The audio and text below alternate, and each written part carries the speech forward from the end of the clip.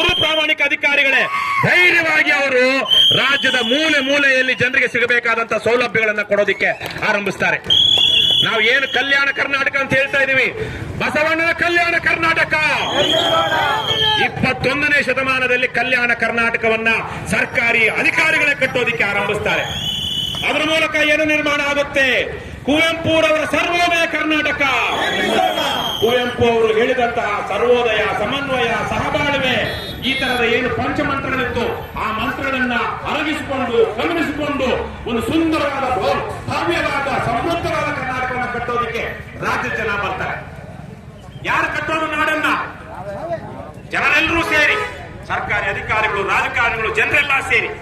ಇವತ್ತು ಅದಕ್ಕೆ ಬೇಕಾದಂತಹ ಒಂದು ಕನಸು ಜನರಿಗಿಲ್ಲ. ಶಿಗ್ಗಾವಿಯಲ್ಲಿ ಒಂದು ಕ್ರಾಂತಿ ಆದ್ರೆ ರಾಜ್ಯದ ಜನರೆಲ್ಲ ಸುಂದರವಾದ ಕನಸು ಕಾಣೋದಿಕ್ಕೆ ಶುರು ಮಾಡ್ತಾರೆ. ಅವರಿಗಿರುವಂತಹ ಸಣ್ಣ ಪುಟ್ಟ ನೋವುಗಳೆಲ್ಲ ದೂರ ಆಗುತ್ತೆ. ಜೀವನವನ್ನು ತುಂಬಾ ಸಕಾರಾತ್ಮಕವಾಗಿ ನೋಡೋದಕ್ಕೆ ಆರಂಭಿಸ್ತಾರೆ. ಇಡೀ ರಾಜ್ಯಕ್ಕೆ ಅಷ್ಟೇ ಅಲ್ಲ, ಇಡೀ ದೇಶಕ್ಕೆ ಮಾದರಿಯಾದಂತಹ ಕೃಷಿಯನ್ನ, ಮಾದರಿಯಾದಂತಹ ಸಾರಿಗೆ ವ್ಯವಸ್ಥೆಯನ್ನ, ಮಾದರಿಯಾದಂತಹ ಬದುಕನ್ನ, ಸತ್ಯ, ಸಹಜ, ಸದ್ಭಾವ, ಸದ್ವರ್ತನೆ ಇದ್ದೊಡೆ ಸದ್ಭಕ್ತ ಅಂತ ಏನು ಬಸವಣ್ಣ ಸುಮಾರು